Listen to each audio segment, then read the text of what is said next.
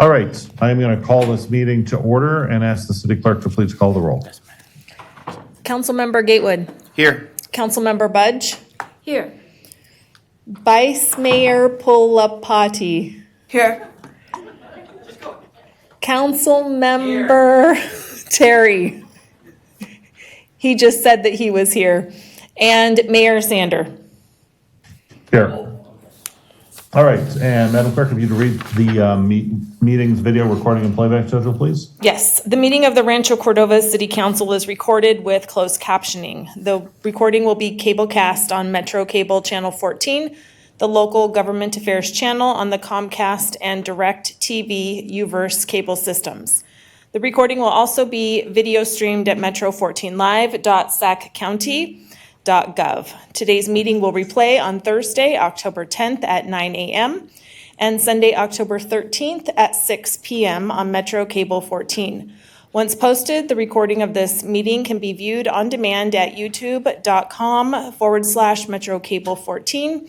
A DVD copy can also be ordered from the City Clerk's Department, and a webcast of this meeting will be available on the city's website within 48 hours of adjournment of this meeting. All right, very good. Our next item is the Pledge of Allegiance. I think I saw Diane Rogers in the room. If she would not mind leading us in the pledge, I think that would be great. And after that, we will have an invocator. And that is Ruby Smallwood from the Law Enforcement Chaplaincy. So if you would remain standing after the pledge, Ruby will lead us in an invocation. Please join me. I pledge allegiance to the flag of the United States of America and to the republic for which it stands, one nation, under God, indivisible, with liberty and justice for all. Please remain standing. Please pray with me. Gracious Father, may you get all the glory on this day for the work at hand and the blessings of your touch and impression in the actions taken on this day. Anoint the creativity, the ideas, the energy, so that even the smallest of tasks set before us brings you honor. Thank you for the celebrations and the recognitions on this day. Bless this council and the community they serve with wisdom, discernment, commitment, courage, and strength, lifting them up to the heights and ways, and continue to cover them with your peace, love, and abundance. May all these things be rooted in your unbiased love and attention and your waymaker influence on our lives, this council, and our beloved community. Amen. Thank you for that, Ruby. That was wonderful. We really appreciate your service to Law Enforcement Chaplaincy, and of course, all of the chaplaincy's great work for our residents here in Rancho Cordova. Thank you so much. All right, we are moving on to presentations. Item 11 and item 11.1 is celebration of the Cordova High Lancers football team's 400th win. I so wish I could be in the room for this. It is such a great thing to celebrate. And I think for the presentation, we have a few special guests in the room who are marching up to the front.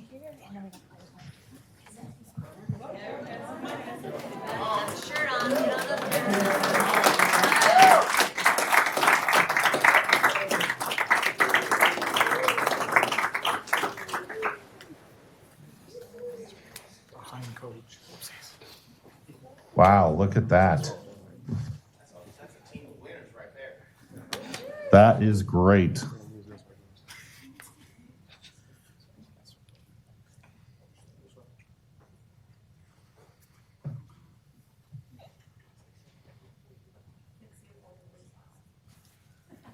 We'll get more photos later.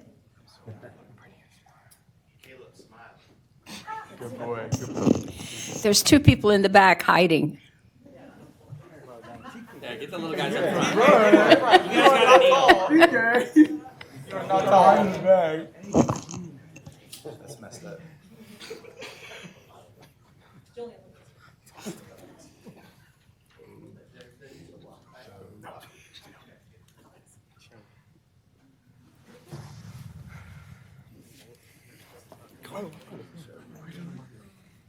First, I just wanted to thank you guys for having us out and recognizing us. I know these guys have been working really hard all year since, spring of last year, putting the work in. We're very happy with the results we're getting on and off the field. And we're just really appreciative of the continued support that you guys give us. I like to mention all the time how much support we get from the city, the school board, the school district. We're very fortunate to have all the support. And I think it really does show on the football field as well. So thank you guys so much. Really appreciate it.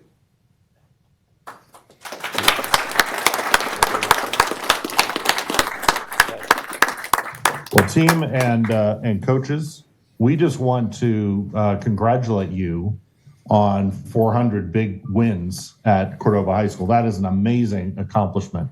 But I think perhaps even more important than that is what we're seeing from you this year. The effort you guys are putting in, the difference you're making, the culture change that's occurring because of your hard work and your success.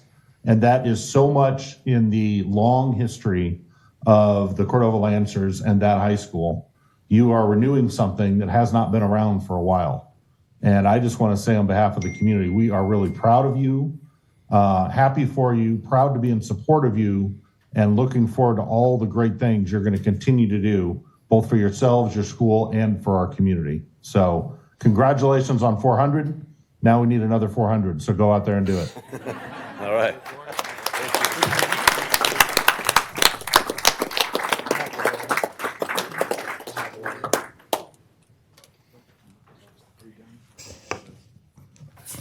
We got stuff for you guys over there. Turn.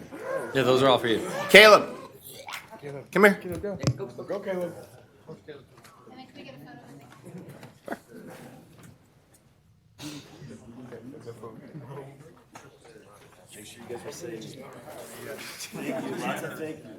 Thank you. Hopefully it's deodorant.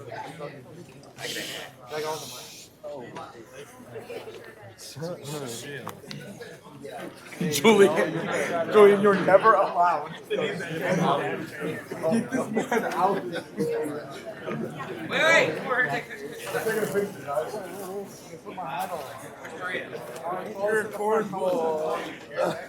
All right, one more giant picture. Come on. Get up here, guys. Line in the back. I'll hold next one to skip. Nice here at the end. That's the important guys.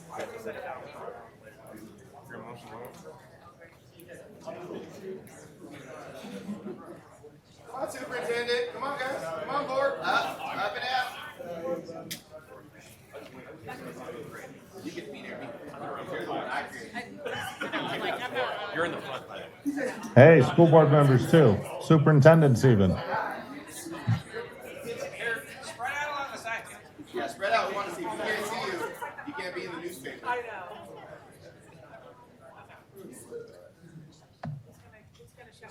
Okay, 1, 2, 3. Garrett Blank. Yeah, that was clean. All right, good job, guys.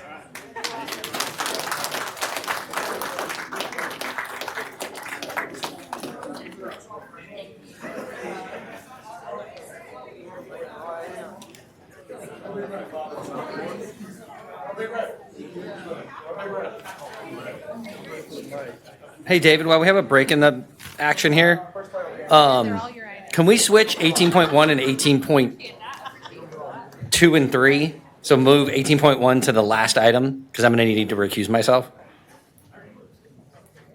Anybody have objection to that? No. Okay, just moving 18.1 to the last item. Hey, I don't guys. see a problem. Thank you for everything you do for the city. Superintendent, Jen Lorette, you guys did a great job. It's a good job bringing So it back. Absolutely. It is so great to celebrate them, because it's one team on a campus with many teams, but we all know football kind of sets the temperature at a high school, right? It's kind of a benchmark by which communities are even measured at the other extreme. So to have them be successful like that and be, preparing for their own future and inspiring a bunch of other kids on that campus, that's just invaluable. Such a great thing.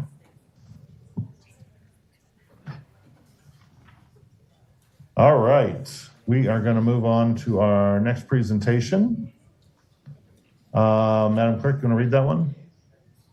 Yes, the next presentation is a presentation of proclamations in recognition of Manufacturing Month, and we're going to invite Amanda Norton. forward. Good evening, members of the council. I'm Amanda Norton with the Economic Development Department. I will also be bringing up Mike Bell and Laura Fickle, who will be part of this presentation. But fun fact, October is Manufacturing Month, and we want to make sure that we celebrate and recognize the impactful and innovative contributions that we see in our manufacturing sector. Manufacturing is a cornerstone and has always been of Rancho Cordova's economic growth, providing jobs, fostering innovation, and strengthening our local supply chains. So let's talk a little bit about the economic impact that we see from manufacturing. Manufacturing industry generates $8.8 billion in economic impact over a 5-year period, and that's here in Rancho Cordova. And it also produces over 33,000 would be really great, 3,300 jobs here locally. And I think it's really important to understand that manufacturing is involved in not only our economic prosperity, but the city also has a partnership with the Rancho Cordova Area Chamber of Commerce to implement what we're calling the Talent Pipeline Management Program, or TPM. And that program is designed to support talent growth and attraction. And I'll go ahead and turn the slide deck over to Laura. Thank you, Amanda. Good evening, Council. Laura Fickle, Economic Development Consultant with the Economic Development Department. I've been really fortunate to be able to be involved in the TPM program with the Chamber of Commerce and their partner Community Strong Strategies to implement this initiative. The goal of TPM is to identify long-term sustainable career pathways from education to job placement by the industry leaders. We really ask them to engage in this effort and make sure that we're providing what they need to be successful. We're proud to recognize Rancho Cordova businesses that have taken part in this program. It is time out of their regular schedules to do this, and we're so appreciative. To talk about the program a little more in detail and the industry, the businesses involved, I'm going to bring up Mike Bell. There you are. To talk about the group. Hello, council members. My name is Marco Bell. I'm CEO and founder of a small manufacturing engineering company called Symbio. I've been in Rancho Cordova since 2018 with this business, but I've been in manufacturing in Rancho Cordova since 2010 when I graduated from Sac State.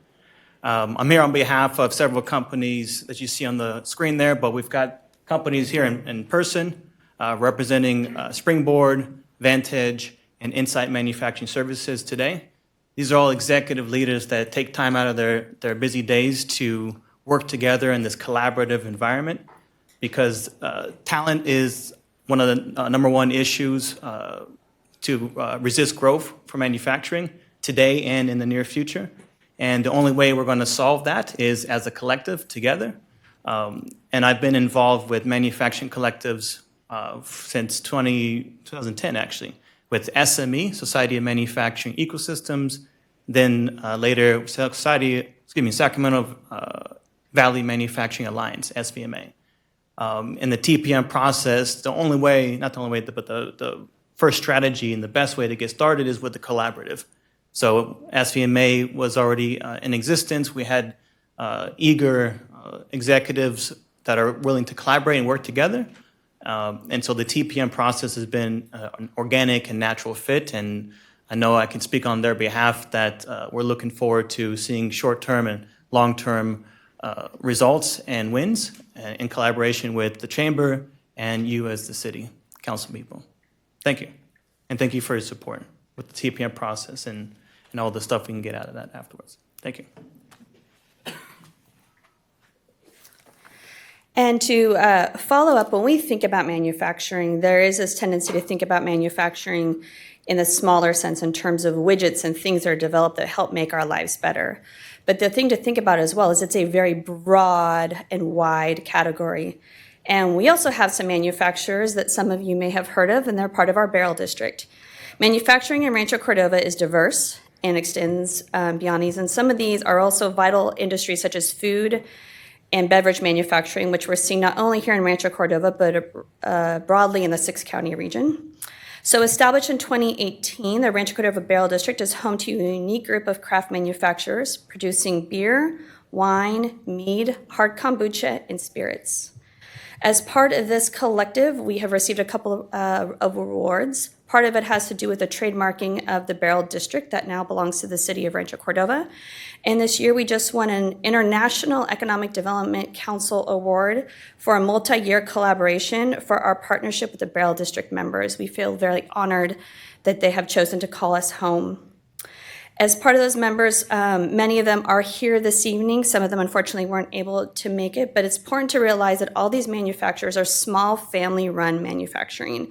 So the Barrel District exemplifies how innovative manufacturing can blend craftsmanship, which we all know and love and enjoy, with the economic impact that draws both residents and visitors to Rancho Cordova. At this time, we'd like to invite Vice Mayor Pulapati to present the proclamations to all of our manufacturers that are represented here today.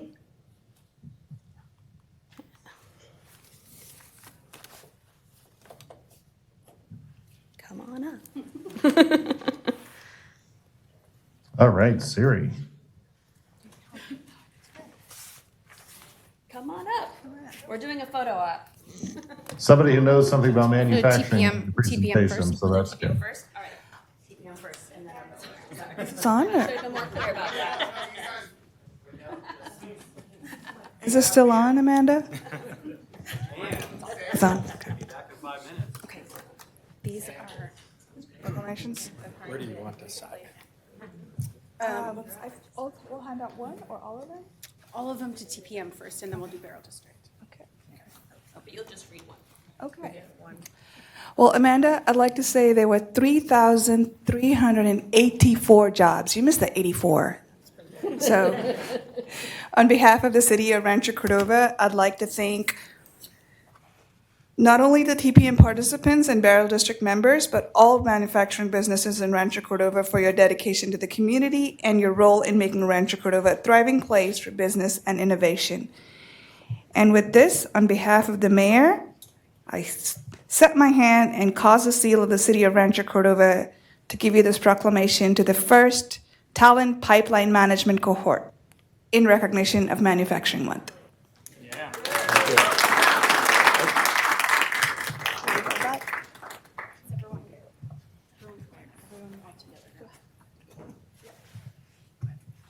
I can grab this one. Is somebody going to tell us who you all are? After the photo op. Okay. Does everybody have one?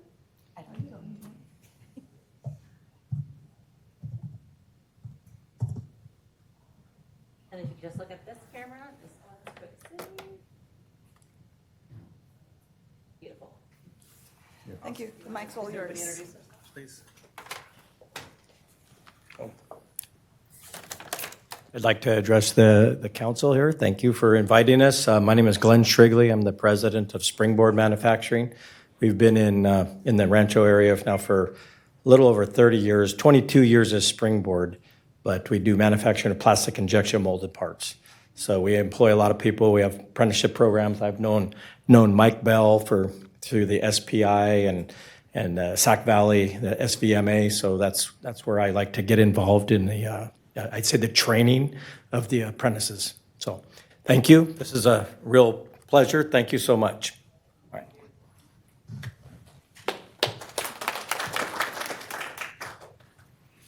My name is Herman Kaiser. I'm with Insight Manufacturing Services. I'd like to thank the City Council members for recognizing Manufacturing Month and us manufacturers.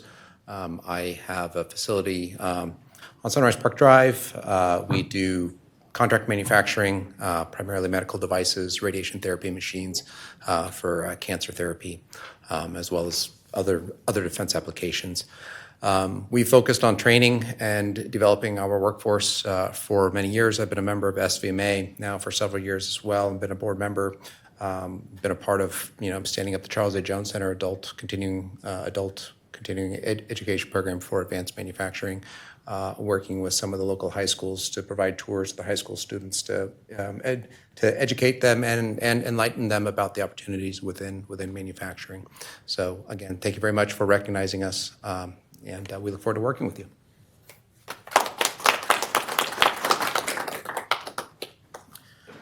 Good evening. My name is Art Romo. I'm the Director of Operations for Vantage Medical, located here in Rancho Cordova. We manufacture targeted radiation treatment to support the cancer community, make sure that we're trying to live a cancer-free life, and so very much focused on that. So thank you for the opportunity. I'm new to the TPM program, but definitely see the value and the contribution that that brings, not just to this community, but the community that we're trying to influence through better treatment of cancer. Thank you.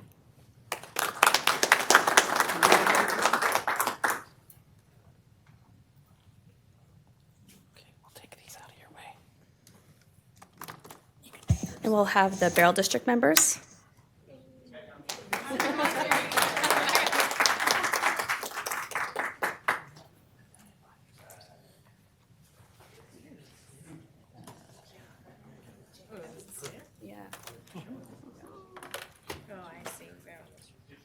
Thank you. You can read this one. Okay. So this one's given to the Barrel District, and I must say, welcome Dow Distillery, the first Vietnamese rice distillery here in California, the newest, latest addition to our Barrel District. And let's see. The members of the Rancho Cordova Barrel District have demonstrated dedication, creativity, and excellence in their craft, enriching the lives of residents and visitors through their contribution to the city's reputation as a destination for unique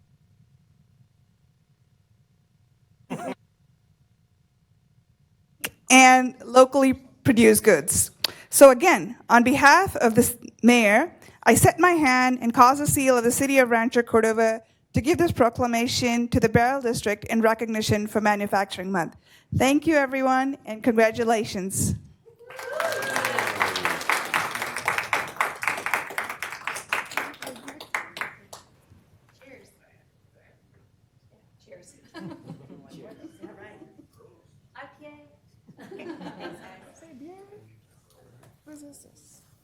All right, that is great.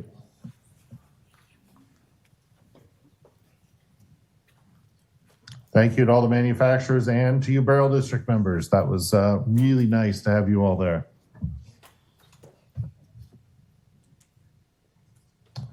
Next item is item 11.3, and I think we have Deb Banks from the Sacramento Area Bicycle Advocates who's going to do a presentation. I'm going to bring up two compadres. Come on up, Rob and Lisa. Excellent. Yeah. I hope this is, it's on. Good evening, everybody. It's really great to be before you here tonight. SABA, the Sacramento Area Bicycle Advocates, along in partnership with BARC, the Bicycling Advocates Rancho Cordova, best logo ever, are partnering together with CEIF funds to bring you Cicladova. What the heck is Cicladova? Councilmember Gatewood is asking. Well, Cicladova comes from the word ciclovia, and in Bogota, Colombia in 1974, folks came together and they closed down the streets of downtown Bogota and basically made it car-free and open for people to walk and stroll, ride their bikes, skate, scoot, whatever. Super amazing. The whole community came out and a new idea was born. How to use your streets for something besides just getting from point A to point B. It took off like wildfire, and since 1974 in Bogota, over 75 miles of the city's streets are closed every Sunday for a large promenade and basically street festival, which is incredible. So we believe that while cars are really important, they're not the end-all be-all, and we'd like to see our streets be used for other things. And so we decided that we would see if we could create a Cicladova. So the Cicla is the cycling, and the Dova comes from Rancho Cordova, hence our fun name for Cicladova. Our event is going to happen this next week, and I'm going to have Rob talk to you about the specific details about it. But the cool things about it is that it's open streets, meaning we're going to shut down part of a street, which Rob's going to talk about, and it's going to become a street festival. It's family friendly. We want everybody to come out with all of their families and their friends. It will reduce environmental impact because we don't have the congestion, et cetera, that cars flowing through the streets will have. And it's definitely about inclusion, community, and accessibility. So with that, Rob? Thank you. So we've created a road closure road closure plan with Capital Barricade that does a fantastic job plotting every contingency for these. We're closing Coloma Road between McGregor and Cordova Lane. It's about 2 blocks of Coloma Road that will be turned into a stage with live music, a beer garden, little food trucks, Kona Ice for the kids. We'll have a skills course, a bike rodeo for kids to practice their bike handling skills, free bike parking, free bike repair for anybody in the community who needs their bike work done to keep rolling. And about 25 different community-based organizations coming out to table. So it's going to be an action-packed afternoon with entertainment, community engagement, good times, and great vibes. Yeah.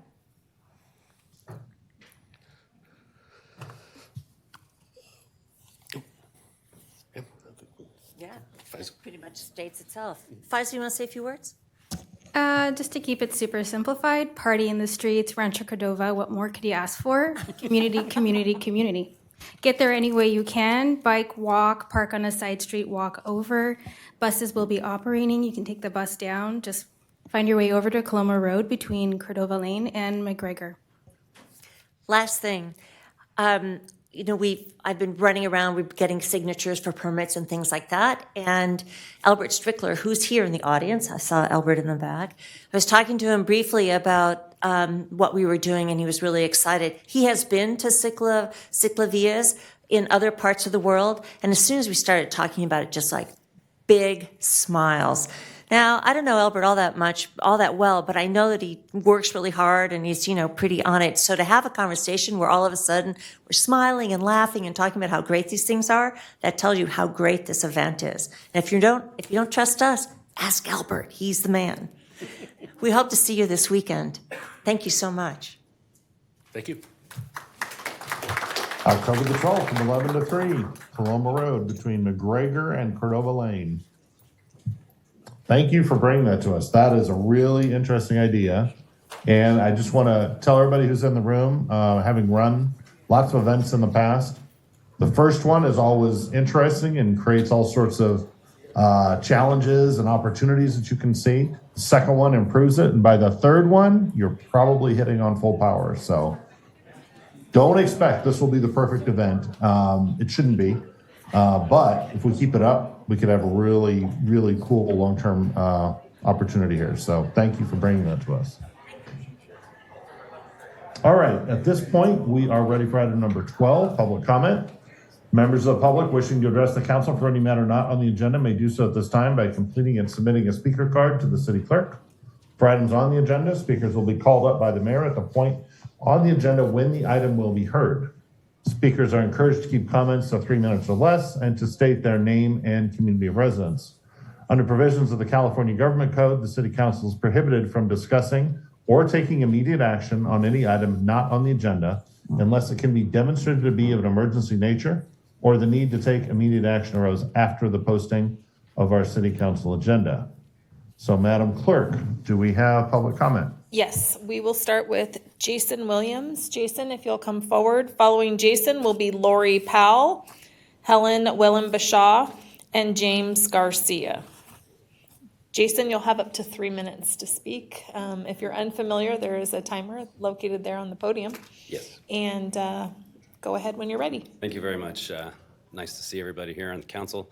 Just wanted to piggyback on everything since we're here for Manufacturing Month. I represent the Barrel District and I am the head brewer at Burning Barrel. I'm also a resident of Rancho Cordova as well as my associate that I work with as well. What I wanted to do is just bring some awareness to the Barrel District as it's a pleasant thing that the city has decided to do, and we want to encourage it, but we want to be part of it. We would like to see maybe some membership of actual community members and maybe breweries and some of the Barrel District members be part of it. We want to bring more awareness to the events, like the 4th of July event that went on for multiple evenings, had a very large beer garden, sold distributor beers from nowhere near here. We would have been able to supply the entire party, and we would love to do that in the future. So we would love to have the city kind of, maybe in that Barrel District, have our back a little bit more on that and just say when these events are happening, hey, we have the Barrel District. Here's their list of contacts. Let's get you set up. We can drive the community back and keep them in here. We can bring people from outside of our community and outside of Rancho to Rancho for our products. And it would just do nothing but enhance these events, these local events. So that was really all I wanted to say. Wanted to bring that up and just hope that we can keep working together in the future. And that's all I had. Thank you very much. Next speaker is... That's a great comment. I would just add that we have a Cordova Community Council that runs that event and other events. That would be your best point of contact for presence of the organization at our local events. Okay. So be sure and be in contact with them. Next speaker is Lori Pell.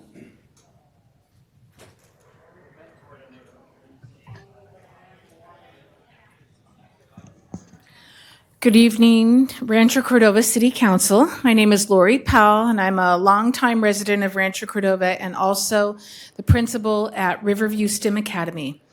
On behalf of Riverview, I want to extend our heartfelt thanks to Vice Mayor Pulapati for attending our 10th anniversary picnic and delivering such an inspiring speech. Your presence made this event even more special to our students, staff, and community. This was a proud moment for Riverview as we reflected on and celebrated our 10th anniversary as a STEM magnet school. Our beginnings were humble, but our vision was clear: to provide a top-tier STEM education that prepares our students to be the leaders, innovators, and change makers of tomorrow. Over the years, we've experienced extraordinary achievements that have placed Riverview among the top magnet schools in the state. Our desire was and continues to be to show the world the exceptional talent that exists in the children and families of Rancho Cordova. Our partnership with the City of Rancho Cordova has been an integral part of our success. We are deeply grateful for Mayor Sanders for presenting our school with a proclamation in honor of this important milestone. It was a proud moment for all of us, and we appreciate the recognition of our efforts and dedication over the past decade. Thank you once again for your continued support of our school and community, and we look forward to working together in the future. Thank you. Thank you. It was a wonderful event. Thank you. Yeah, thank you for that. Hi, I'm Helen Whalen Bashaw. I have a few items I'd like to cover. One is our Family Fall Festival brought in about 600 people. We had the Native Americans there making a presentation that was recorded and shown on public TV. No one from the council showed up again. The other issue I'd like to talk about is I'm going to elaborate more on what was just said by the first speaker. It's nice that David Sanders told him how to get involvement, but my question is, don't we have a group that is supported by Rancho that is supposed to be representing the businesses in the area? Why, when we have a big event, don't we go local? Why are we not reaching out to the Barrel District? I personally don't drink beer or that stuff, so it's not something I would do, but I think we need to start looking local. You have events. I think the person in charge of putting on the events needs to approach some of the local businesses because our events draw people from outside the area. And the best way to promote local business is to have a captive audience where they can taste local cuisines or alcohol. Another thing I'd like to talk about, a different subject, is I've talked several times about the convention center. I would like the city to present a presentation that shows where we were going to put that convention center and why the city has not blocked off land that is slowly being eaten up by all these other entities for the convention center that was proposed back when we first started. That's an important thing. I see. Another issue is I'd like to know when we're going to hear what the outcome of the closed session was. I find that important that we know what happens, because that piece of land was talked about at a prior event, that it was part of the convention center. That's why the one company wanted to build something and a facility to rent out equipment. So I think the convention center is an item that needs to be addressed in some kind of city presentation that says, where is that convention center going to be? Because that will help promote tourism within the city by the local businesses having conventions that attract people from other parts of the country. Thank you.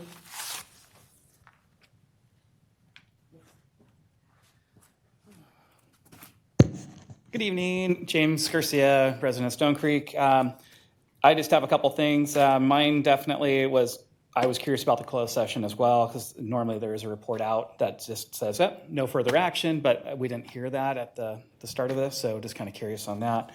Because we did it at the end of closed session. Didn't hear it though. A lot of us were in here for a long time, so unless you did it 5-minute closed session, great, but just curious, but that was just me.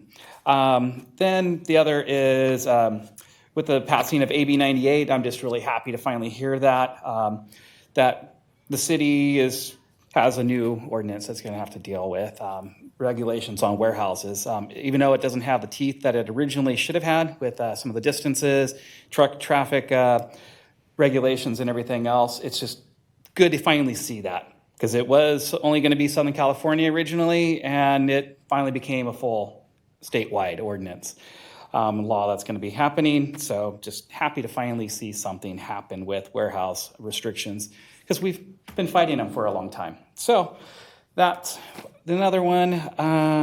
Let's see, what else is there? And yeah, that's good enough for now. Thanks.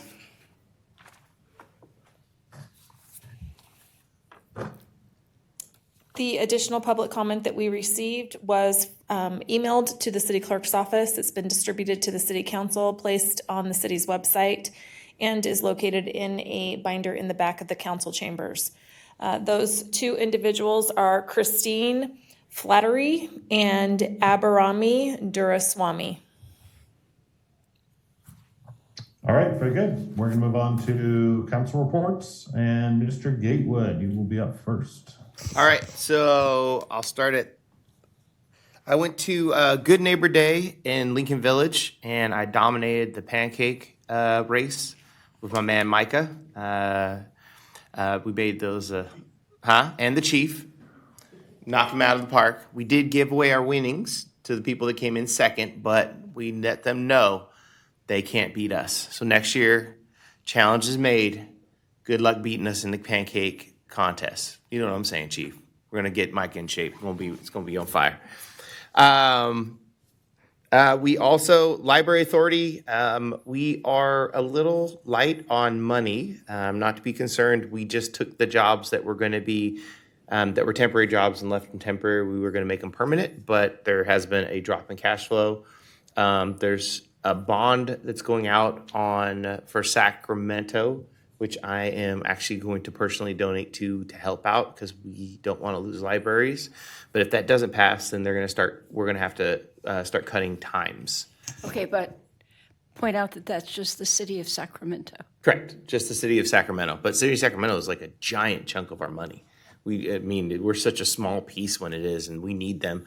But it's interesting because there's $60 million in the hole, where Rancho Cordova is more fiscally conservative and been able to maintain its money. It's just crazy to think, where would you cut $60 million out of a budget? Just this year? I mean, I don't even understand that, like how you would cut that. But so Go be a school board member. You'll learn really fast. No, thank you. No, thank you. Got to go to the Talagana Festival Festival of Flowers. It's an awesome thing to see all the community. I didn't get the memo. I just want to thank Anil for inviting me to go to that event and the Telugu group. Always fun to see all my friends and family there. Wish they had texted me as well as Siri that it wasn't starting till 8. So that's messed up because it was me walking around in a very green, bright suit, sweating profusely. But Siri showed up right before we talked and was there, nailed it on the timing. Thanks for the heads up too, Siri. Appreciate that. But always good to see that. That is fun to see an event that started with like maybe 50 people when we first started it, and now it's hundreds of people from multiple cities that all come in to see what amazing. And they have food this time, which is even better because you can get chicken tikka masala. I got to go to National Donut Day, or I'm sorry, National Meet a Cop Day at the donut shop at Howard's Donuts, and donuts are delicious. And I love Howard's Place, and the fact that I think it's the third generation of that family that owns that donut shop. So that's fun. And then the cops stood outside and met with people, and people out of Lincoln Village. James's dad showed up and was talking to the cops out there, which was fun. And then my favorite thing was it was HOCO. And not only did Cordova High pound the Everling snot out of the team they were playing against, and we are a dominant force. We took the guys that went to sections 3 games ago and beat them by like 21. We're a great team. Like, it's good. It's good football. But our own Cordova grad, Jim Cooper, with Madeline and the parents group, Sanders, and Jen Lorette, arranged for a copter to fly into Cordova High. And that is just listen, I've gone to a couple of them, and Folsom can't even quote the fact that there is a copter flying in. So the copter flew in. Next time we're talking about having Linda Budge rappel from the copter while throwing footballs. Like, we could take this stage next up. Or even better, we learned that if we start 2 months before, we might be able to get fireworks right after the copter. So there's a lot of cool ideas. And there's so much more energy. Like, having Jen Lorette and that group, they've infused new energy into Cordova High, like the blow-ups, and they have a taco thing now, and they have like and Jen comes and drops off like speared gear and wear to all the kids, and they're all excited about it, and everyone's really pumped. And I remember going to Cordova games when no one was even excited to be there. Now everyone's excited to be there, and the kids are all excited to be there, and they're screaming, and we're winning. So excited to win some games, thank God. And it's just the homecoming experience was great. It was all these old people that remember Cordova that wanted to tell me all the stories about how Cordova was championship back in my day. And I was like, that's awesome because we're champions now. And so literally the coolest thing ever to see a copter come down and have Jim there being all excited about investing back in Cordova. So I just think that trend of us reinvesting, everyone needs to support R&S in our schools is critically important, because between that and the stuff, what measure is it in Elk Grove? Measure N, R, S, and N. We need all those to pass to take care of building a brand new high school in the middle school and elementary school. Mostly high school, because I'm just caring about my son, purely selfish. And then all the fixes that we need to do to Cordova High and all the schools around it can really benefit our community. And because I've been helping with all these, including door knocking and stuff, is that I've learned is our citizens are very giving, and they understand, and they all understand that we need this extra infusion to be able to fix some of our schools. And it's interesting because 3,500 homes walked. Most of the citizens I've talked to have all been really engaged and want to help out Cordova High. And that's it. Thank you. Go get Howard Donuts. Great report, Garrett. I think that event has nowhere to go but up. And, maybe the strategy should be getting that fireworks permit from the fire district. Maybe you should have told them we were going to shoot the fireworks at the police helicopter. That might have done it for them. Yes. That little extra bit of excitement there. You dodge the fireworks as you're flying. Chief, work it with Jim. I think we can do something here. Pretty much at the end of the All right. For sure. Fireworks shooting at him. Ms. Budge, you are up. Oh, he's so hard to follow. Okay, so the community council's whistle stop in keeping with everything that Garrett was talking about. Was lots of fun. It always is. And remember that the one this month will be a continuation of that on the third Friday at 11:30. Garrett and I attended the very short meeting of the Habitat Conservation Plan, JPA, where all we did was raise money. Regional Transit, the meeting was very interesting, but unfortunately it was interesting for a negative reason. The funding has run out for the pilot program that has been the Sacramento, the SAC-RT Smart Ride, and that's going to be discontinued effective the 1st of January, but they're trying to find an alternative for it. And one of the things that's been suggested is something like a contract with Uber and Lyft, but that idea didn't really fly, so they're working on alternates, and apparently we'll be back at the next meeting to talk about that.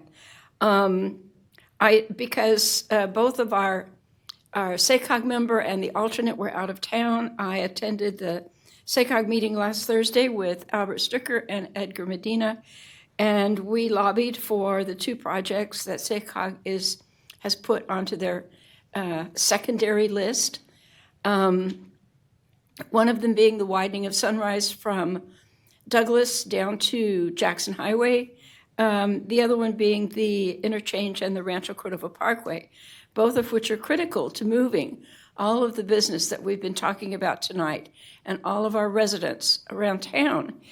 And we really did a good job of talking about where we are today and why we need SACOG's help to not go back to the time when the Corps of Engineers would not let us widen Sunrise because of their waters of the U.S.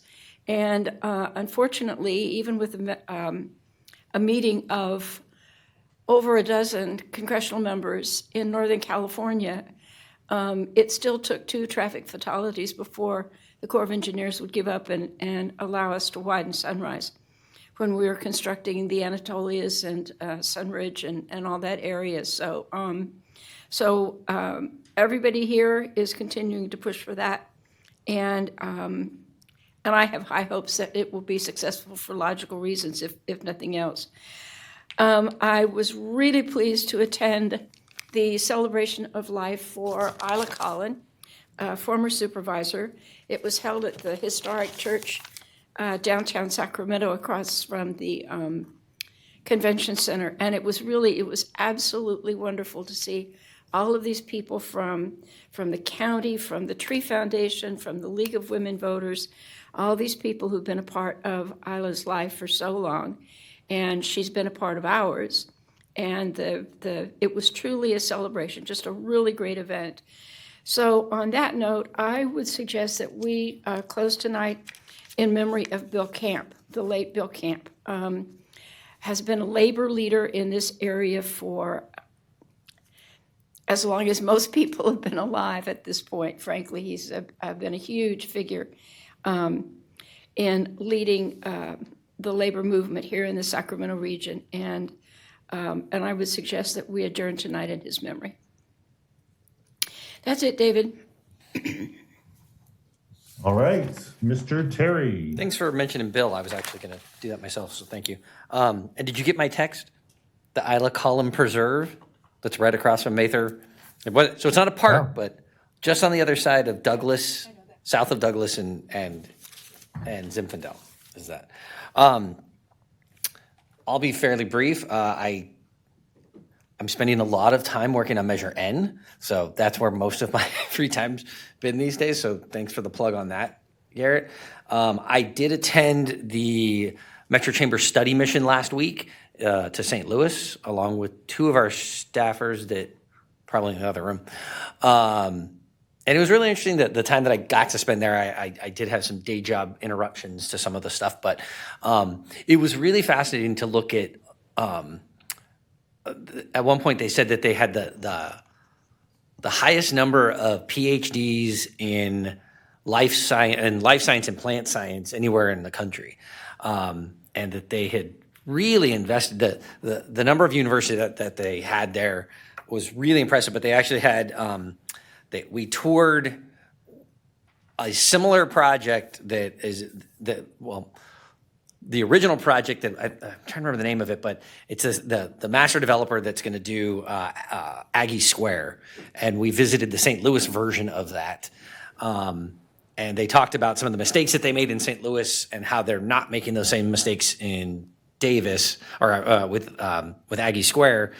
In particular, the fact that they put in a bunch of the commercial buildings first, and it took almost 10 years to get residential development there, and that was a massive mistake as far as becoming a place-making, like we've talked a lot about when we talk about the community center development that we even have, that put the housing in when you put in those commercial things. And in turn, what happened was, like, the building that they were even showing us took 10 years to lease up, because there weren't those other tenants to lease up to want to go in and put in restaurants and retail and those other things, because it was just an employment hub. And so we toured wet labs and a lot of other different things. They also had they had an incubator program that was mainly focused on bioscience and biotech, with clean rooms and wet labs and all kinds of other stuff, that were actually exiting into a separate incubator space that was more equity funded and venture capital funded. But it was really nice to look at something and kind of get a better idea of what Aggie Square is going to be. And again, working with this company, Michael, what's the name of it? Something Tech. Wexel. What was it? Wexford. And they've done, I think, 18 of these across the country, and maybe even a couple in Canada. But it was really impressive. So kudos to everybody that was there. I will say the talk of the trip was also everything Sac State and what might be happening there as well. So great event, learned a lot. I will say the one thing that always disappoints me about these study missions, and if we ever think about hosting these things or how you would do it, they pretty much kept us on the shiny new parts of town. And then I took my Uber to the airport and I saw the not shiny part. The parts that they described in meetings when we were, in the penthouse meeting space, meeting room on top of a hotel or something. And they would describe the Del Mar Divide is what they call it in St. Louis. And I've never heard the stat before that the low-income, high-minority census tracts, the home values are 1/4 of the rest of the city. And we've seen that sometimes that's down 30, maybe 40% or something like that, but to be 75% less in those neighborhoods comparatively to the other one. And one of their biggest draws right now is that they're affordable, because 100,000 people moved away from St. Louis. It was worse in Detroit, but St. Louis had relatively the same struggles. And so now they're affordable, which is one of their biggest selling points, but not for good reasons, right? So that's it for me. Thank you, Donald. And Vice Mayor Siri Pulapati. So along with Council Member Garrett and City Manager Micah, we attended the AI Ignite event downtown. I was the MC. This was a event. And you did a great job. You made us look good. You even made jokes for the first time. It scared me a little bit. Don't be putting personality into your speeches. Straightforward nerd talk only. We talked about the need for AI in the public and private sector. Obviously, all of us use AI now, but we need to use it wisely and safely. And that's what we had lightning talks and keynote speaks on that topic. Along with the Rotary Club, I went to the elementary school Sunrise Elementary School, and we gave out dictionaries in the school. When we go there, Linda, how we open up the book and we pick one word. The word I got was calligraphy, and I'm like, I don't think we use that much now these days. So yes, we need to learn what that word is. You mean we don't use the word, or we don't write in calligraphy? We don't write either, right? So that was a good one for both the students and me. I'm like, okay. But, Lorianne asked a really fun question to the kids. She was like, what's your fun part about living in Rancho Cordova? And they said, going out and playing in the parks. So it was really good to hear that from them. And it was a really good thing for my next topic, which was the Good Day event at Lincoln Village. It was a really good event and well attended. I also did participate in that pancake race. I think it was one of those where we didn't come first, but we had a really good team as well. So If you're not first, you're last. Donald, back me up here. His dad didn't even. Also, I gave the proclamation for Dow Distillery as we saw them here today. They are the first in California Vietnamese rice wine distillery. And I think we have a really good barrel district and a lot more diversity in our barrel district. So that was good. And yes, did attend the Sacramento Telangana Flower Festival. And for somebody who's been there for their 10th anniversary, should know by now what Indian Standard Time is. I did my due diligence and I texted City Manager Micah on what time to arrive. I should have known better. So hot.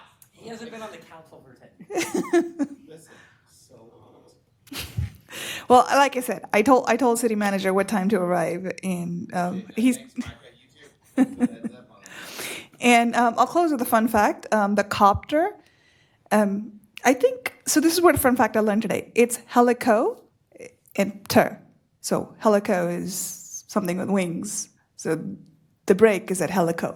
I need you to stop playing with the dictionary. Just so you know, now that I have a dictionary. And that's my report.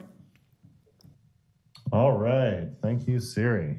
Well, it sounds like I really missed out on the pancake contest. I'm just going to have to challenge you guys to some sort of a rematch or something next year. Be sure we got everything in order for that. But that sounds like great fun. Also want to thank you guys for covering for me. Literally, since our last meeting, I have not been home to Rancho Cordova. It has been one speaking event after another. The most recent one was in Nebraska, and my next one is in South Dakota. And when they're just a few days apart, it doesn't make much sense to fly home, get on a plane the next day, and fly back. So the interesting thing about these speaking events is I always, of course, am announced as being from Rancho Cordova. And in almost every state that I've been in doing this, at their state league meetings, city meetings, someone there has lived in Rancho Cordova. I don't know what the odds of that are. It is either Air Force or Aerojet related, though, so it's pretty interesting. And I've got really no additional report beyond that. I have done a lot of constituent mail, worked on some regional issues, but unfortunately have not been in Rancho Cordova for events in the past 2 weeks. All right, with that, we are going to move on to Micah for the city manager report. Thank you, Mayor. Really appreciate all the different events. I won't go into too many details on all the different events that we got to go to over the last couple weeks, but I really want to highlight Good Neighbor Day and thank the team for putting that together. I think we had quite a showing of the different departments and different functions and things, not only that we do, but also other community partners do that were there to kind of take City Hall and community to the neighborhood. And so I think that's a really fun event.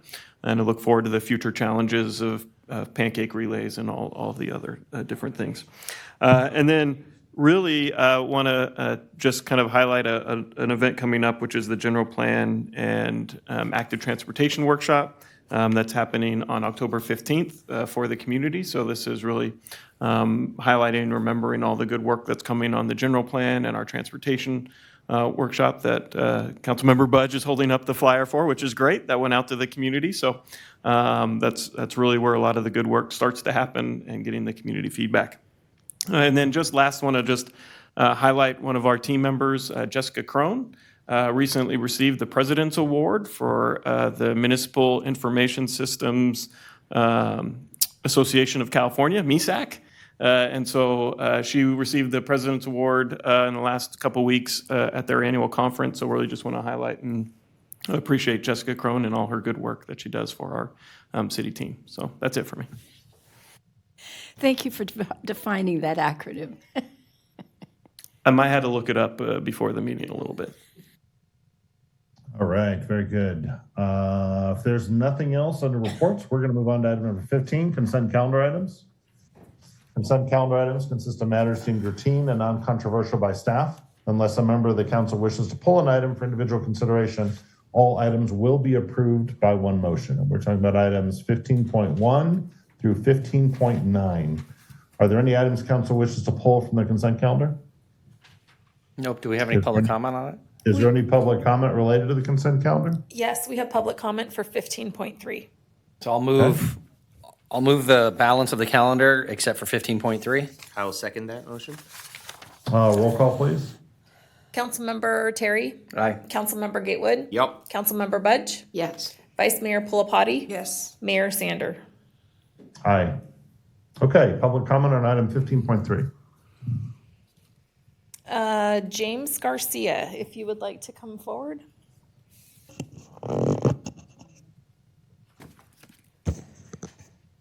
Hello, James Garcia, resident of Stone Creek. But I'm mainly here on behalf of my dad, who was unable to make it tonight. But I also kind of really feel about it. It's regarding Municipal Code Section 9.85.040, permitted camping Section B. In conjunction with events authorized and expressly provided for in a special event or temporary use permit issued by the city. Have some concerns with that particular statement allowing acceptable camping, because who's able to apply for this temporary use permit? Will controversial organizations be permitted to camp overnight? Who determines acceptable locations of where camping will be permitted? Again, will residents be stuck with staff decisions and a promise that noise, traffic, and other environmental issues will not be an issue to nearby properties? Will organizations be required to have a permit, a proof of insurance of like $10 million or more for liability for the event? Will a bond of some sort be required up front for controversial organizations that may require an enhanced law enforcement presence? Will a fire permit be required for each tent site? Will a fire code and health code inspection be required for each event? Will camping be permitted with children present that may present compliance issues with Megan's Law? So again, there isn't a set policy as to how it's going to be enforced and enacted. It's just by design. Here it is. We're going to do it by a special permit, but there's no guideline as to what's going to happen with that special permit. So it's kind of kicking it down the curb, relying on staff, relying on other things, and with no community involvement as to, yes, you get approved, no, you don't get approved, and then you're excluding. It really should just be, no, only have the real designated camping areas, such as like a KOA type of a location for a camping, as opposed to these special permit locations. So that's really the hard part, is love the idea of no camping, because we don't want to target homelessness, but we want to target the camping aspect. I know that's what the intent of this is, but without the clear-cut set of instructions to go with it, the public's at a loss as what's going to happen. Thank you. And Thank you for that comment, James. Do we have an additional? we had one that was emailed to the city clerk's office that's been distributed to the city council, placed on the city's website, and printed for the public in a binder in the back of the council chambers, and that was from Jim Garcia. I'll move item 15.3. Second. Roll call, please. Councilmember Terry? Aye. Councilmember Budge? Yes. Councilmember Gatewood? Vice Mayor Pulapati? Yes. Mayor Sander? Aye. The motion passes. It's probably helpful to note that temporary use permits are available for any number of uses, probably because there are an infinite number of potential unique uses. We had someone closing a street for a bicycle festival earlier today. That's probably the result of a temporary use permit. If the Boy Scouts wish to camp overnight in Hagan Park for whatever reason, or an organization wishes to do an overnight fundraiser somewhere that kind of resembles camping, those are temporary use permits. Most community council events require temporary use permits of some kind. They're very common, directed by staff, and staff's got great discretion, but also, Micah, you might want to say something along the lines of also basically a requirement of anything that's controversial, that sort of item can go directly to the city council. Sure. Thank you, Mayor. I think, we take great pride and honor in kind of when we get temporary use permits and having discretion on kind of what may need additional conversation or not, and have the opportunity to somewhat decide if something has some sort of other political decisions or policy choices that might need to be made. And so I think we have a pretty effective team that works on these areas and kind of support the reliance on kind of the flexibility that comes with a temporary use permit. And I think it's mainly just because you can't anticipate everything that's possible. People are really creative.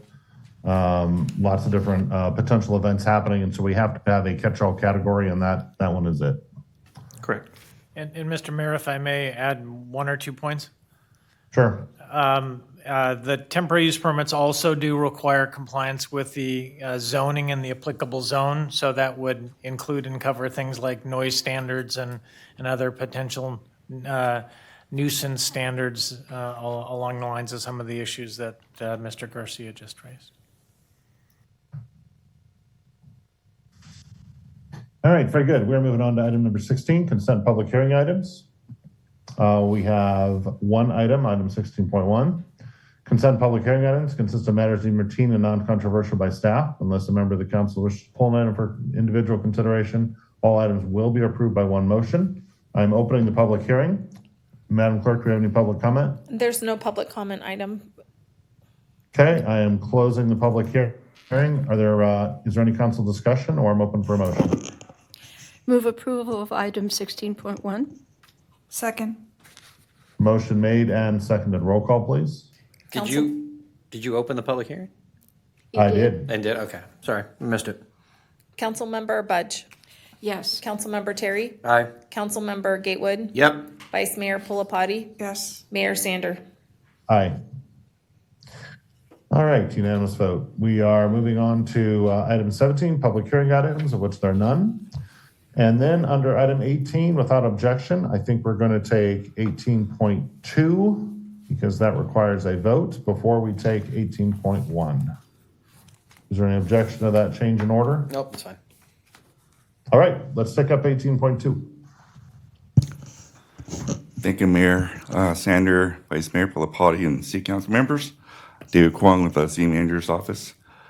Before you is a request to consider and join the Sacramento-Placerville Transportation Corridor JPA, Joint Powers Authority, and also the continuing funding agreement.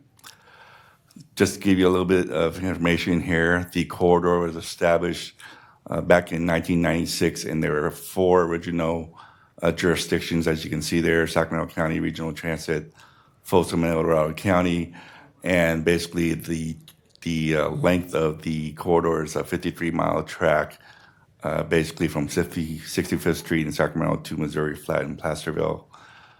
Each of the 4 member agencies contribute equally to the operation costs of the JPA.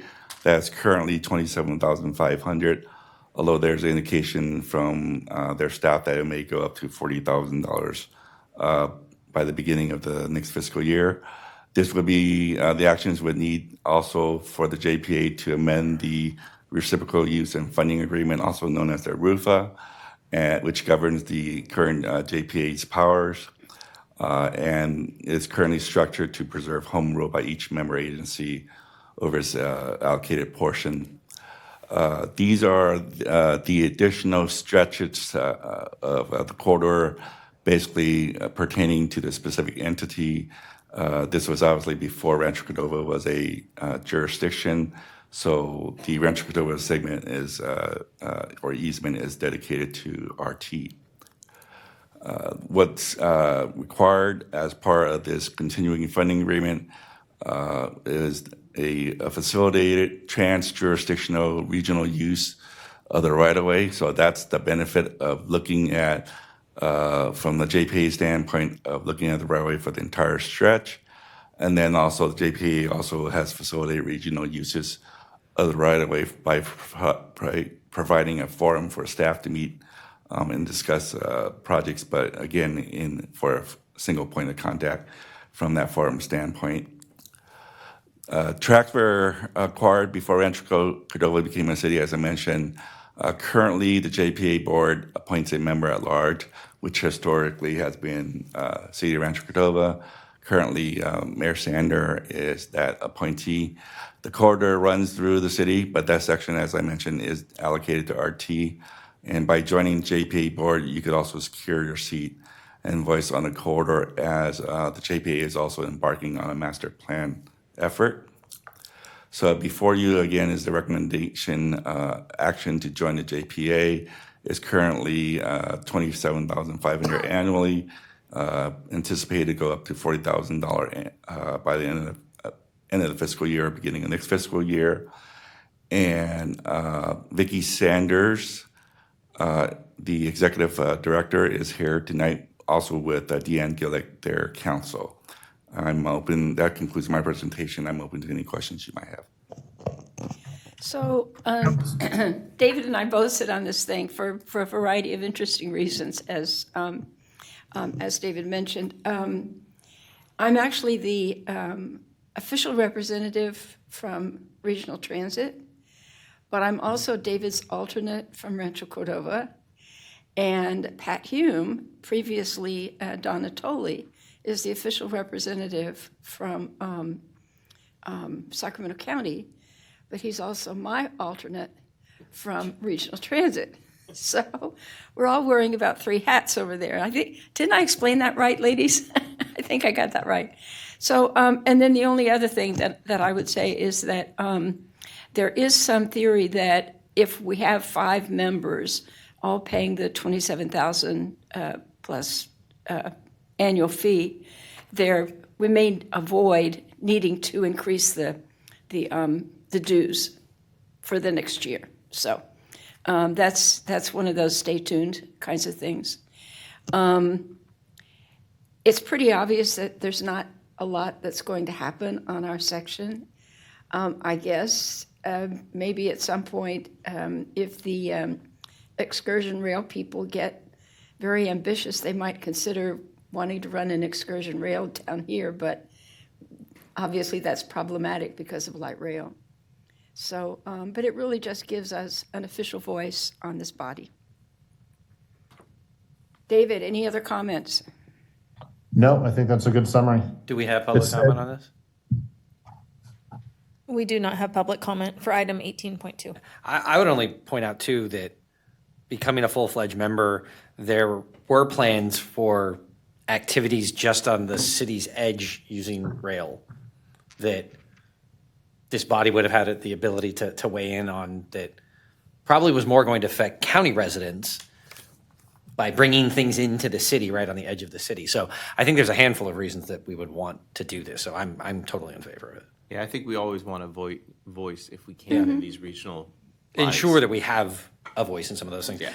I'll also say that I'm not sure if this is covered by that, but the bridge that the Mather Heritage Trail, in working with UP and how they thought that they still owned it and other things like that, having more authority on these kinds of things with what runs right through the middle of town, I think makes all the sense in the world.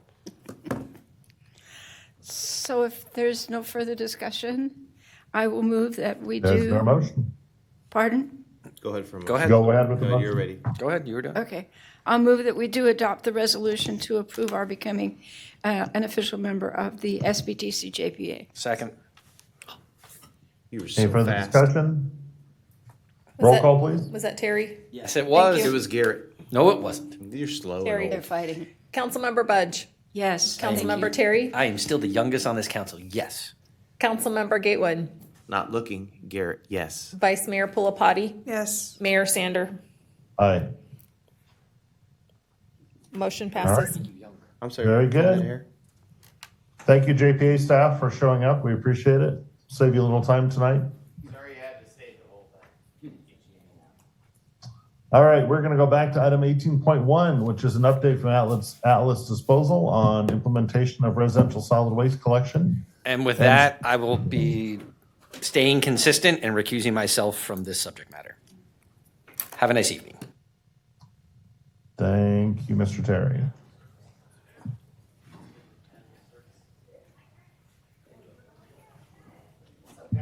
Good morning, good afternoon. Let's do this. Good evening. Yes, sir. All right, welcome. All I can say is services update. He needs a clicker. No, he's got one, okay. Are we ready? Do it. Okay.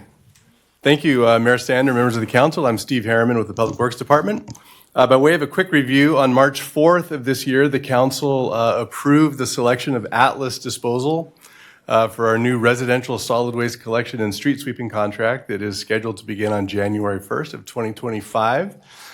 Since that date, we've been in very close communication, certainly weekly, sometimes daily, with Atlas Disposal, working on a number of transition issues. Our communications team, Maria Niestedt and Danielle, have been also very involved in that effort. And so tonight we have Brian Waters with Atlas Disposal, and he's going to give us an update on our implementation progress. Thank you so much, Steve. Good evening, Mayor, Vice Mayor, council members, and city staff. I'm Brian Waters with Atlas Disposal. Just wanted to share a small story and a presentation real quick on where we're at with the transitional period. Steve, can you go to the next slide, please? Our agenda, implementation, progress, city and communication partnership, and engaging. Thank you, sir. Engaging with the community and what's next. I'll try to be brief. As I shared before, we're excited. We ordered 13 new side loads, all CNG. We also ordered extra trucks to make sure that we're able to handle any other opportunity that arises and have extra trucks on the road. We're also excited to share that we have an electric vehicle coming that's a flat stake bed that we're going to be using for cart delivery and white good removal. And it's going to be one of many electric trucks we're looking to procure and possibly going into the residential line of business with a few extras. And so I also have a backup plan, like I shared with you before. I have a contract with Big Truck Rental that will have trucks delivered in December. So I'll have double the trucks in case that I have any slow deliveries. You chose white trucks. Thank you, Garrett. Yes, we chose white trucks. You're going to do the trash contract. White trucks. We love white. We love white. We'd like to keep things clean. Did you, Nick, really? White? Okay, well, you know what? I am excited about the adventure of keeping white trucks full of trash clean. So, there you go. Do we have the... Okay, I want to jump over to the carts real quick. We're looking at receiving the inventory that's remaining currently from the other hauler by the end of December. We've already in the process of ordering carts to be delivered and ready for us to go in January 2025 in January. We talked about the compliant signage that we're looking at using for the current carts to make us compliant, and we're looking by the end of 2026. That's a little bit of a long runway, but we can get it done before then. And so we're looking for the opportunity to put better signage out there to help us with acceptable material to reduce our contaminants and increase our diversion, because we're going to meet those goals, and we're going to do it together with the city and with the Atlas. So we're excited about that opportunity. I want to talk briefly about staffing. We are in the process of hiring 12 new drivers. I can tell you, I needed to update this. We already got 8 out of the 12 already hired. Our recruiting efforts have been very diligent with the incumbent. I've met with them 3 different times. I'm very flexible. I want to make sure that we have the opportunity to meet with them even on the weekdays or the weekends.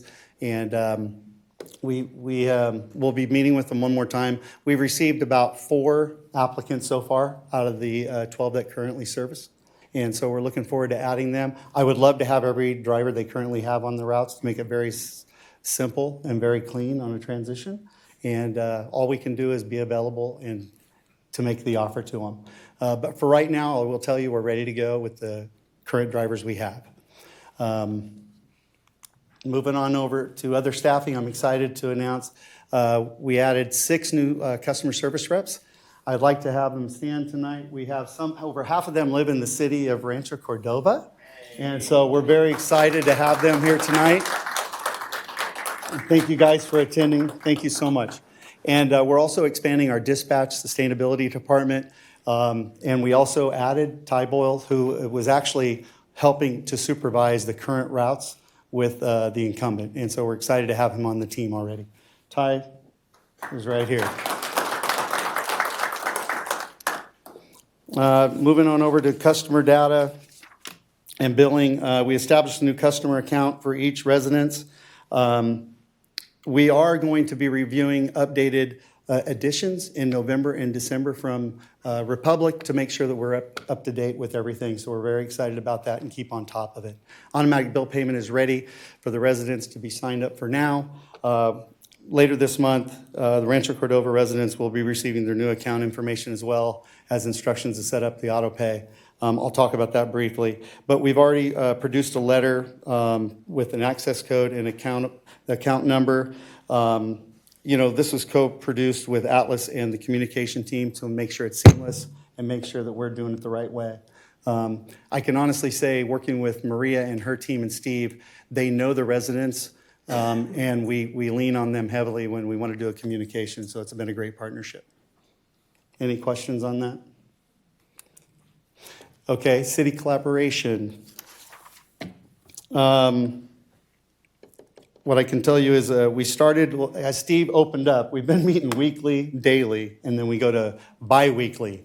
And it's been a very great, it's a great meeting as the partnership. It's fantastic to literally work with Steve and Marie on a general basis, daily basis.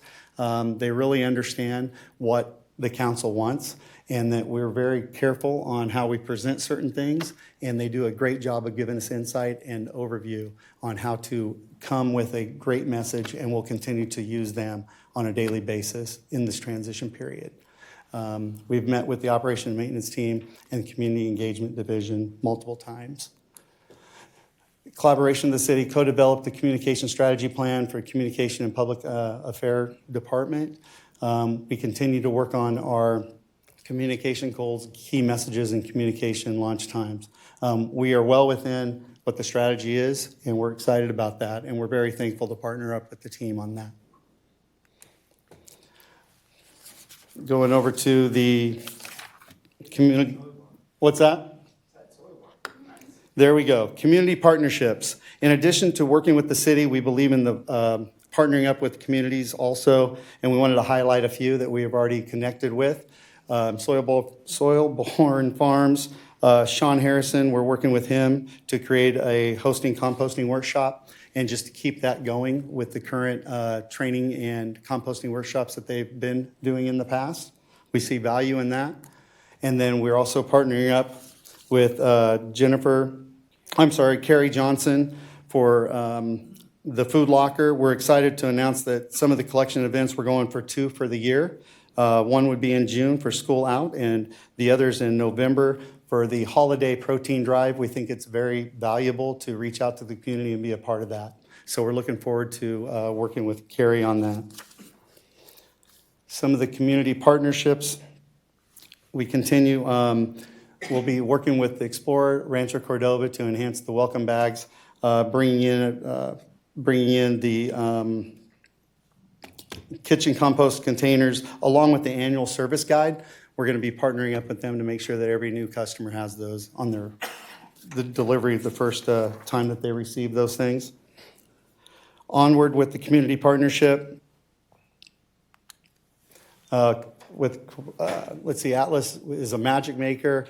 We're involved quite a bit. We have been to 9 community events since the event.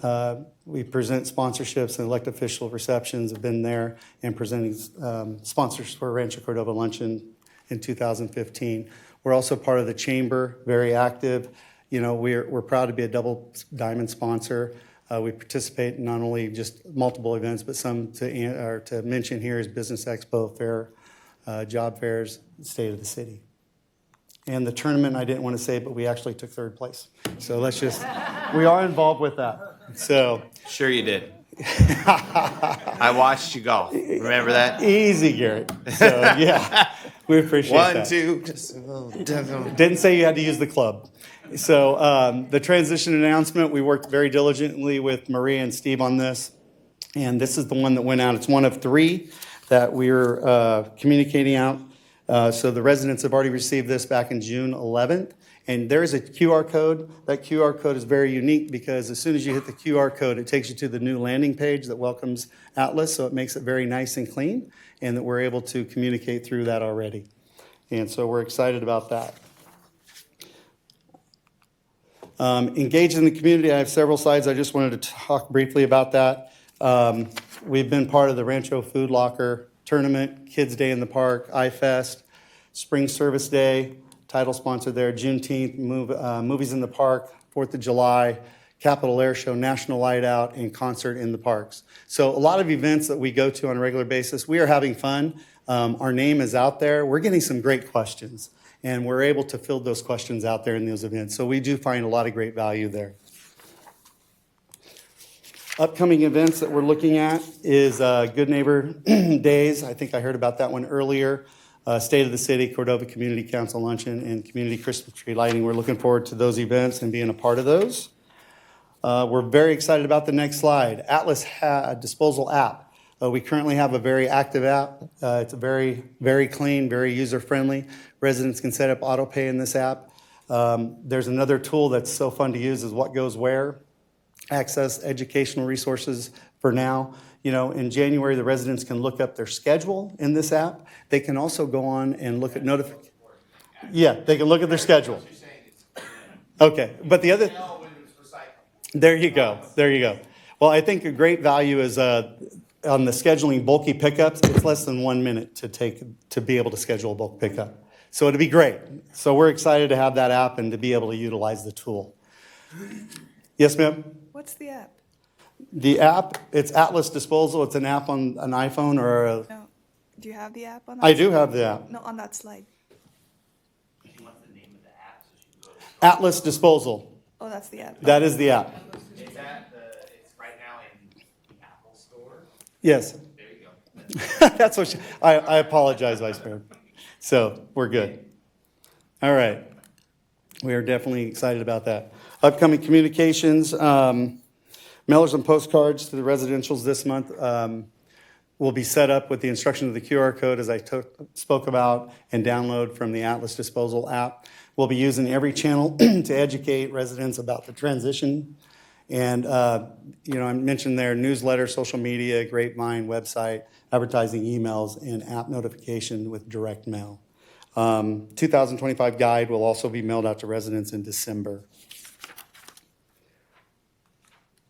Transitional timeline, as of effective December 23rd, we will be taking over the residential request for scheduling bulky items pickup. We agreed to this with Steve mediating with the incumbent currently.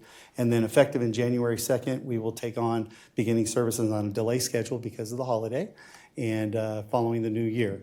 Collection services will be the same service day, same cart, same schedule to minimize any residents' impact. And street sweeping, I want to be very clear, same schedule in 2025 will continue to have a regular schedule. Education and outreach materials, we'll develop a residential newsletter, school outreach program, curriculum is being developed and source reduction and waste sorting and composting. We're excited about the scholarship program that we shared with you guys out of our RFP bid, and that's where we're providing $1,000 per district per student that is able to come up with an essay, and then the council members get to help us pick who those winners are, and we're excited about that opportunity for the end of the year.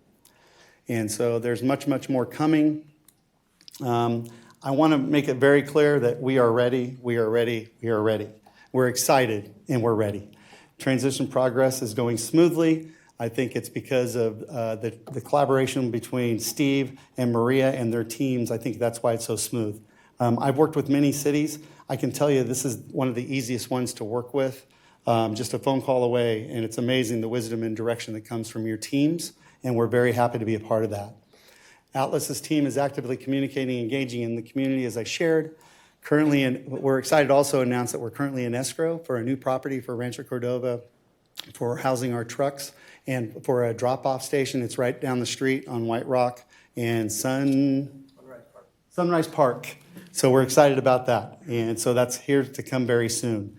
And then with the exciting app partnerships of local organizations and new educational material, we create a better customer experience. That's our number one goal, is to make sure everything is smooth and that we get minimum phone calls in this transition period. Equipment and staffing will be ready in 2025 transition. We are ready to serve the residents of Rancho Cordova. We thank you for this opportunity, and that's just an update.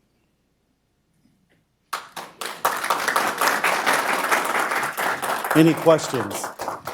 All right, I'll kick it off.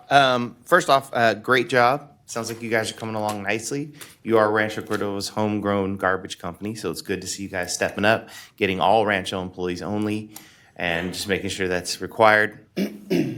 So if you're going to move now.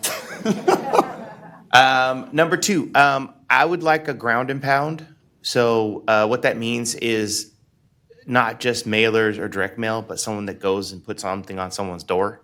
I feel like we need to make sure that everyone's aware, and mail gets lost, emails get deleted, but if you go and put something on someone's door, they'll get. So I'd like to see something. You have a couple of things out there, go ground and pound and get something out to my citizens so they can't say that we didn't touch it. I don't want to hear that I didn't know that this was going to happen. And the best way to do that is to hook something on their door that they can't say they didn't see, because there's a lot of political mail about to go out, which everyone will immediately throw away. And then there's a lot of emails that are going to go out that everyone will immediately put in their trash bin. But you can't if I hook it on the damn door. So let's see what we can do, maybe one or two. I'm not saying a ton, but get out to my citizens because it's exciting. Make sure you also mention you guys are a homegrown company. You're employing lots of Rancho Cordova citizens. I want them excited about this. I mean, you were crazy enough to buy white trucks. Still don't understand that, but that's all right. We're gonna work on that, color and blue, and make sure you show that these partnerships that you're trying to create throughout the community, because you're not just a trash company to us. You're our friends that run a trash company, and so all these people, all those stuff you showed, you've already sponsored all that stuff. So it's not like that's new for you. You're just doubling down. So make sure that's communicated to my citizens so they can be excited, because when we give a chance for a small company to become a big company, we want to see you succeed. So thank you for your time. Thank you for your kind words. I want to clarify door hangers. Pounding ground is door hangers. Going to a door, putting Yeah. the information on the door, Yeah. possibly knocking on the door. I don't know if you need to take it to that level, but express to my citizens and get it to them. I appreciate that. So I have a question, but it's a pretty basic question. It's probably something I should know already, but you've got somebody in the back who would like to talk. If you want them to.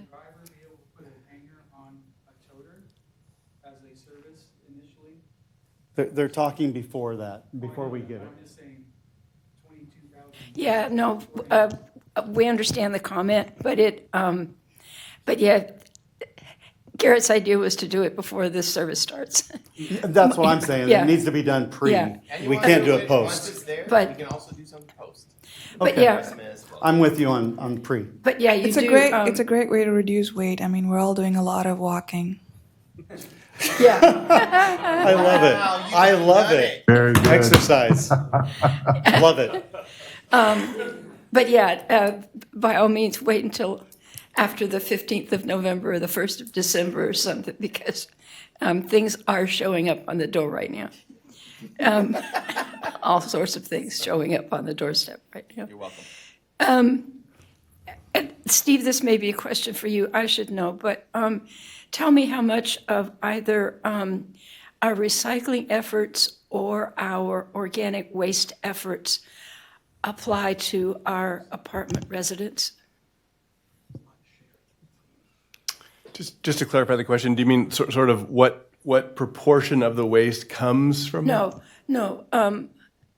Are we asking our apartment residents to do the same recycling and organic waste that our single-family or townhouse homeowners have to do. Sure.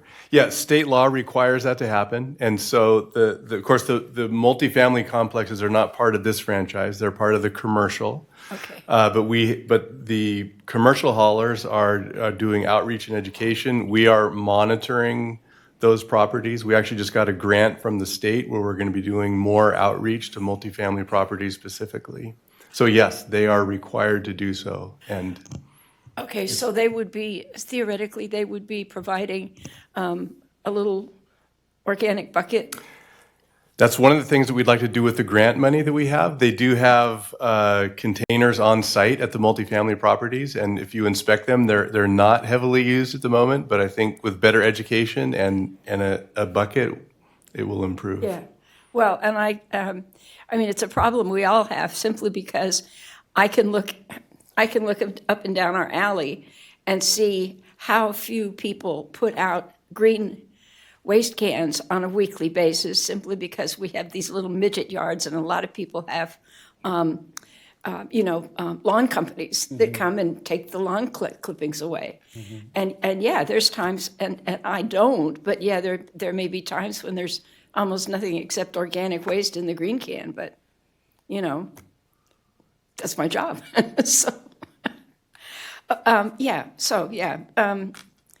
Welcome. Seriously, welcome. Thank you. I have no other comments to make except the fact that I'd like to see Atlas actually associated being a great place to work versus you'll come and take away our trash without us even knowing it, but then we'll associate Atlas being a great place to work and somebody that invests in our community. Thank you. Thanks. All right, I think my colleagues covered it well. Do we have any public comment on this item? We do not. All right, with that, thank you very much for the update. Thank you so much. Thank you for bringing your people.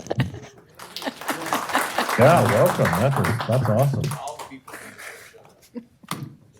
All right, and we are moving on to our last item 18.3, an animal services update. And I don't know how long it's been. Oh my goodness, there's a lot of people in the room. I didn't realize. Yeah, it was a half a room. Yeah. I have a limited view. We should have given each of them a chance to sing a song or something. Oh God. All right, with that, we're going to move on to item 18.3, animal services. And it has been a while since we've done animal services as an update. So Russ, I think you are up. Yes, it has been a while, Mayor Sander. And council members, good evening. Russ Dushar, Neighborhood Services Manager. I'm here tonight with our management analyst, April Stevenson, who is overseeing the animal services team, and we're going to provide our animal services update. So just quickly, some meeting goals here. We're going to go over our staffing levels right now, take a quick look at our pet population, a high overview, kind of look at our calls for service, our strong partnerships within the program, and then some of the grant programs that we are also running through the animal services program. So right now we have 3 full-time animal service officers who are providing 24-hour 7-day-a-week, 365-day coverage. We have 1 customer service representative that is fielding all of our dispatching calls during the day from 8 to 5, also processing our pet licensing and working with our animal service officers to bring our residents into compliance if we have any licensing issues. And we also have our neighborhood services technician, which we just recently added, probably less than 2 months ago, that works specifically with our community outreach and our grant programs. Our priorities are public safety, obviously, number 1. Secondly is our animal welfare, working any of our inhumane cases, and then providing resources to our residents. So just looking at our pet population, we pulled these numbers from the census. The way the census looks at pet population is they take the number of households or dwelling units within a city, and they give you a percentage of how many houses have dogs and cats. So if, a house has about approximately 40% of the housing stock or the dwelling stock has dogs and 23% have cats.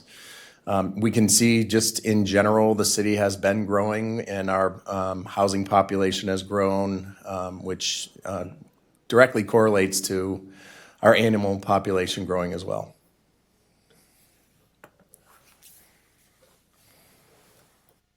And good evening, Mayor Sander and Council. This is my first time doing a presentation.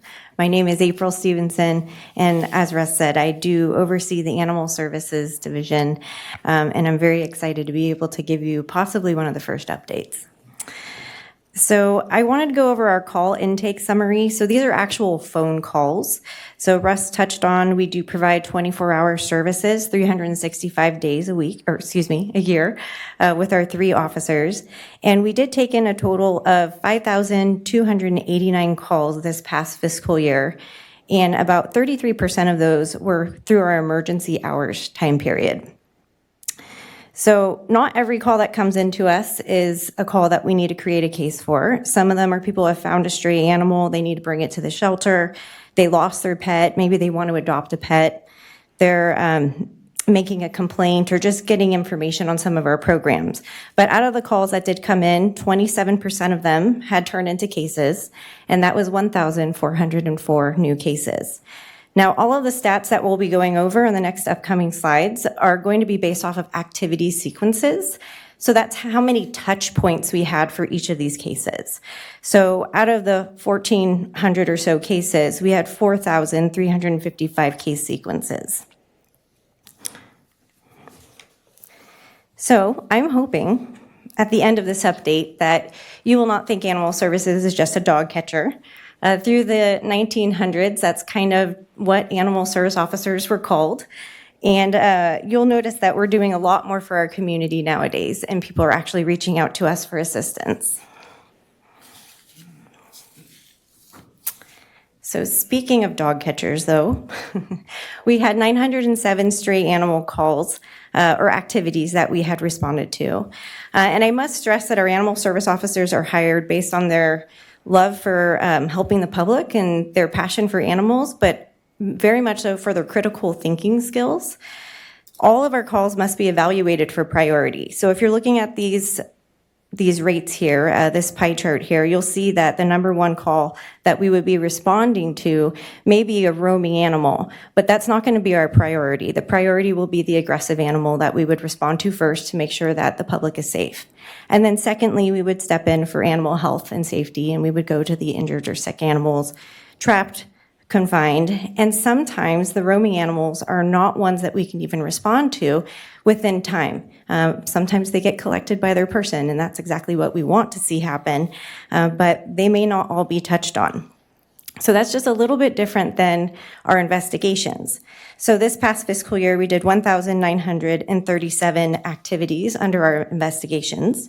And again, our priorities fall that we're going to be prioritizing bites first as a public safety, bites and rabies. And we are also going to prioritize inhumane and abandoned animals. One thing I want to point out is every single complaint that is made to us is investigated, and there is almost always follow-up with the complainant to make sure that they know what has happened. A lot of these cases require a lot of times and multiple visits from our officers. So we keep a case open until we can achieve compliance, determine if an animal is deemed dangerous, or if an inhumane case needs to be worked. And so often when working inhumane cases, we need to reach out to our good partners with the Rancho Cordova Police Department. Funny thing is, they don't reach out to us very much. You'll see there's only 4% of our calls that come in to assist are from the police department and 1% from fire. And we do have a large percentage here you'll see is public. And that's because the public is now in a situation where instead of fearing the dog catcher, they're reaching out to us to ask for assistance. So a lot of people do make contact with us to get a variety of things that we may be able to offer. And those calls do take multiple visits. Sometimes animals are sick or injured and they want some assistance with their own pet. And we have to follow up and make sure that these animals are treated humanely.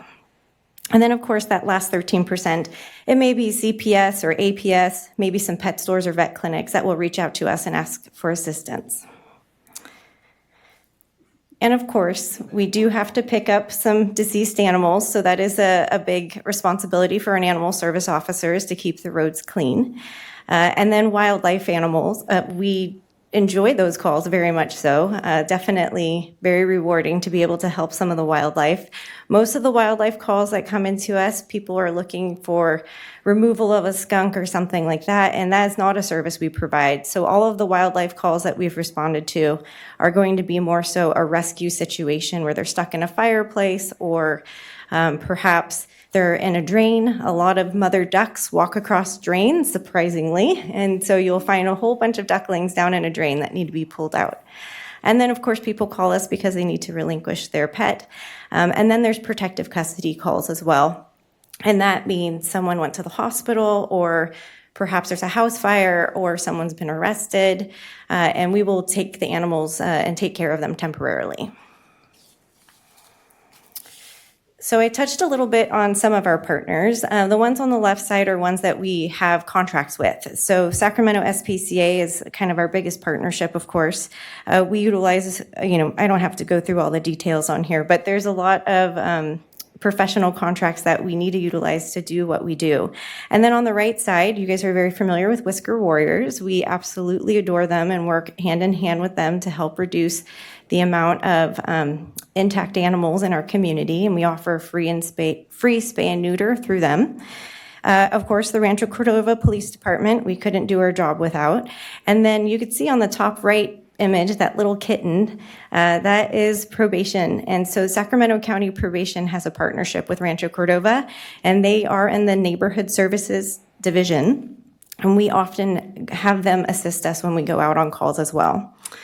And then with the district attorney's office, we work with the domestic violence unit to prosecute animal cruelty cases. And then UC Davis, Fish and Game, and Cal Animals are agencies we work with often.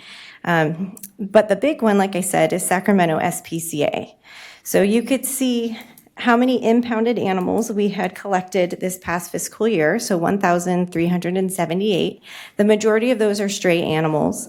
And I didn't provide the statistics for the SPCA as a whole. These are just for Rancho Cordova cases. But if I was to pull that number, the majority of the animals that they are taking in at the SPCA is they're coming from the Rancho Cordova area, which we really appreciate. We also have special programs, and I'd like to boast that our programs are better than what other cities offer in their animal service division. And so here's some examples. We have a free rabies vaccine and microchip clinic. So you could see we had 7 clinics this past fiscal year. We treated 733 animals. 616 of them got rabies vaccines, 230 got microchips implanted. We also offer DAPP and FERCP, which are the combination vaccines. Those were free from Petco Love, and flea and tick treatment. The last circle here, though, is the only one that's not specifically related to our vaccine clinics, but it's tied to it. We were able to give out 1,549 free pet licenses this year through Measure R as well.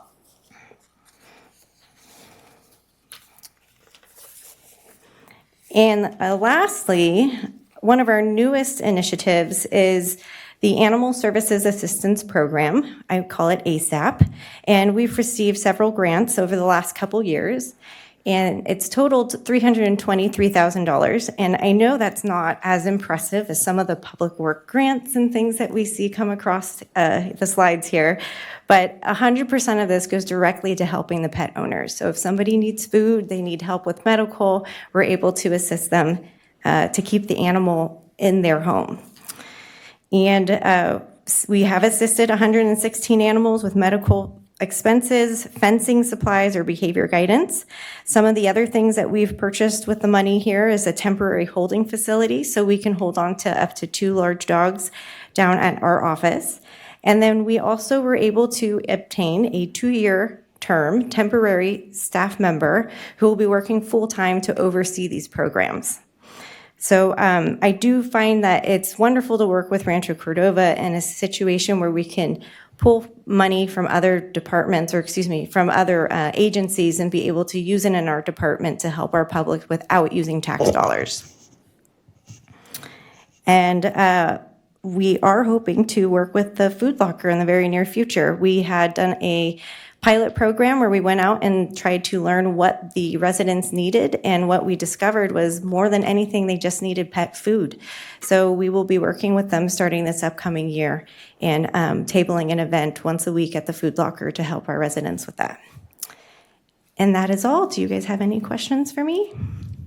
So I have a question. For a while, like during the pandemic, we were waiving pet licenses. Did we stop? No, the pet licenses are still free. Okay. Yeah, so whenever someone wants to license their pet, whether it's 1 year, 3 year, whether they're intact or if they're spayed or neutered, it will all be free. Well, and quite frankly, you know, it's like if you want somebody to do something, you might make it free. Right, well, and the I'm beauty... sure you get better compliance that way. We do, and the beauty of offering the free rabies vaccine clinic is it's a one-stop shop. It doesn't matter what your income level is. If you're a Rancho Cordova resident, we want you to come out. We will do the vaccinations right there in your car so the animal's with you and they're comfortable. And when you leave, you have a new pet license, so you're all taken care of. Yeah. Yeah, and just to clarify on the free pet licenses, that is moving forward a permanent opportunity for folks with our Measure R funds and different opportunities. So that's a permanent decision at this point. Yeah, come register your pets. Hey, great job, you guys. Thank Lots you. of good hard work. I haven't heard any complaints about how we treat our pets and how we do all this stuff. And thanks to all our partners. I know Whisker Warriors is an amazing find, because I don't know of any other city that has a woman willing to dedicate so much time to help out with the cats. Thank you for supporting a man's best friend. Yeah. Thank you. And we're still in the lead. We're still And in we the lead appreciate versus those cats. adorable pictures. I have plenty more. Yeah, it's really exciting work that you do. And I hope that you're constantly keeping your eyes open for things that we could do better, because we always want to, be on that cutting edge, find ways to improve everything we do, because good enough never is. It's always got to be best or better. And in particular, if there are ways we could better partner with our nonprofit organization or organizations, and better ways to support them, or more things they could do, or more things we could help them do efficiently, I think that would be of great interest to us. Great, thank you very much. Thank you. Thank you all. Thank All right, you. is there anything else? Okay, with that, I think we are about to adjourn. Is there any call for future agenda items from my colleagues? Mayor Sander, I just want to acknowledge that there is no public comment for this item. Oh, I'm sorry, I thought we asked for that. That's okay. No public comment on that last item. All right, any calls for future agenda items? Seeing none, we are going to adjourn in memory of Bill Camp. Thank you. Good night. And we are adjourned. Thank you all.